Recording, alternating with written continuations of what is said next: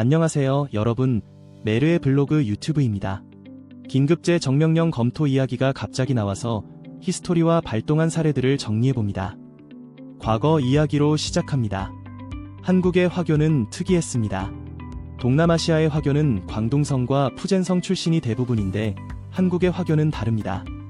한국의 화교는 산둥성 출신이 압도적입니다. 한국으로 이주한 배경이 다르기 때문입니다. 이모군란이 일어나자 민비는 대원군을 치기 위해 청나라의 지원을 요청했습니다. 청나라는 광동 수군 제독이었던 오장경에게 민비를 지원하게 합니다.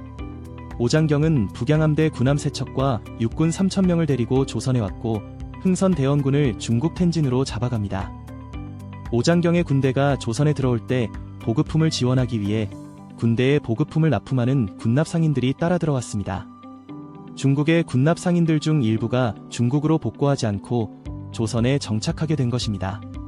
이들이 한국 화교의 시작입니다. 조선에 정착한 청나라 군납 상인들은 비단 등 포목원단을 중국에서 수입 판매해서 돈을 법니다. 비단 장사 왕서방이 그 사람들입니다. 왕서방들이 터전을 잡자 고향에서 중국인들을 불러들이기 시작했습니다. 한국에서 바다로 중국과 가까운 인천 제물포를 통해 중국인들이 들어오게 됩니다. 인천에 차이나타운이 있는 이유입니다. 인천 제물포에서 100길로 가까운 게 중국 산동 지역이라 한국 화교는 산둥성 사람들이 주류를 형성하게 됩니다. 1910년에 조선의 화교가 10,000명 정도였는데 1940년이 되자 10만 명 가까이 늘어나게 됩니다. 30년 만에 텐베거를 한 것입니다. 산동에서 들어온 중국인들은 포목점, 양복점, 음식점 등을 하며 돈을 벌기 시작했습니다. 중국과 일본 간 중일전쟁이 일어납니다. 조선을 점령하고 있었던 일본은 중국과 전쟁이 시작되자 조선에 거주하는 중국 국적의 화교들을 견제하기 시작했습니다. 중국에서 수입하는 원단에 100% 관세를 붙였고 배급제를 시행한 후 화교들에게는 포목 배급을 끊어버리게 됩니다. 중국 수입 원단에 100% 관세를 부과하고 포목 공급을 제한하자 중국인들이 하는 포목점과 양복점들이 일시에 망해버립니다.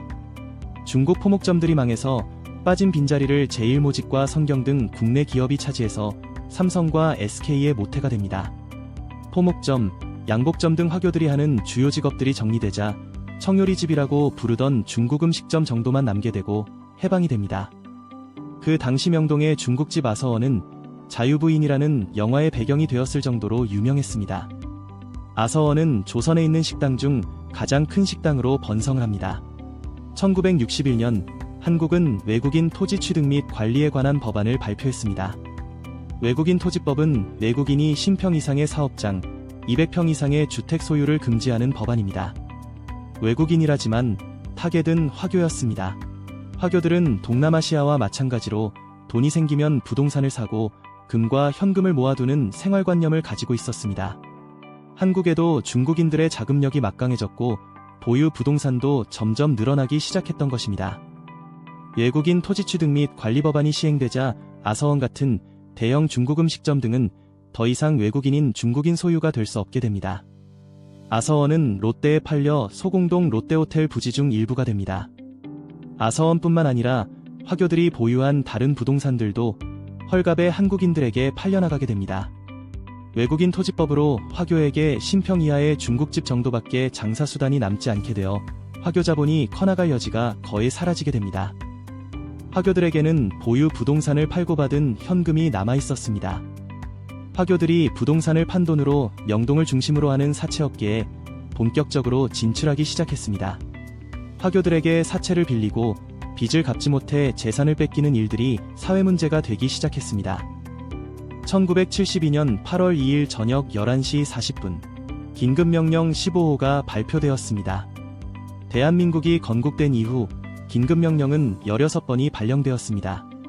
16번 중 첫 번째에서 14번째까지는 625전쟁 중인 전시의 국회가 열리기 힘든 상황에서 발령된 것이라 특별한 내용은 아닙니다. 1972년에는 통행금지가 있었습니다. 밤 12시가 넘어가면 길거리에 사람들의 통행이 금지되고 길을 가는 사람은 파출소로 끌려가는 시기였습니다.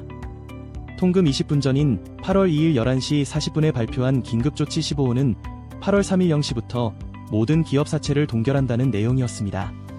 긴급명령 15호의 내용은 이랬습니다. 1. 사채업체에 돈을 빌린 기업들은 상환하는 것을 중단하고 사채업체들은 일주일 이내 누구한테 얼마를 빌려줬는지 신고하라. 이 사채업체가 돈을 받으려면 그 돈이 어디에서 나온 돈인지 출처를 밝혀라. 3. 사채업체가 신고 안 한 것은 안 갚아도 된다. 4. 사채업체가 신고한 금액은 연 16.2% 이자에 3년 거치 5년 분할 상환으로 갚아도 된다. 60%에 가까운 이자를 받던 명동 사채업자들과 사채업자들의 자금 줄인 부자들은 큰 손해를 받고 기업들은 만세를 부릅니다. 부정부패와 뇌물 등 불투명한 방법으로 번 돈을 사채시장에 돌렸던 부자들은 손해가 더 컸습니다. 얼마나 보안을 잘 지켰는지 당시 권력 실세였던 김영욱 전 중앙정보부장까지 사채를 돌렸다가 큰 손해를 본 정도였습니다. 돈의 출처에 자신이 없는 부패 자산가들은 채권 신고조차 못해서 다 떼이게 되었고 300만원 미만의 소액 투자자들만 살아납니다.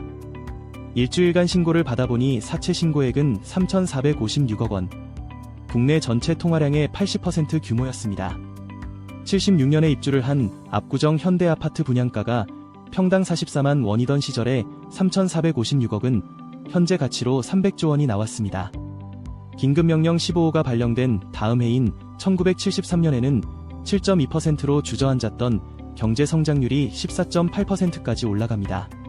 기업의 재무구조도 개선되기 시작했습니다. 71년 394%에 달하던 기업의 부채 비율이 72년 313%, 73년 272%로 점차 하락하며 투자 여력을 확보할 수 있게 되었던 것입니다. 1993년 8월 13일 긴급명령 15호에 이어서 긴급명령 16호가 발령되었습니다. 긴급명령 16호가 한국의 마지막 긴급명령이었습니다.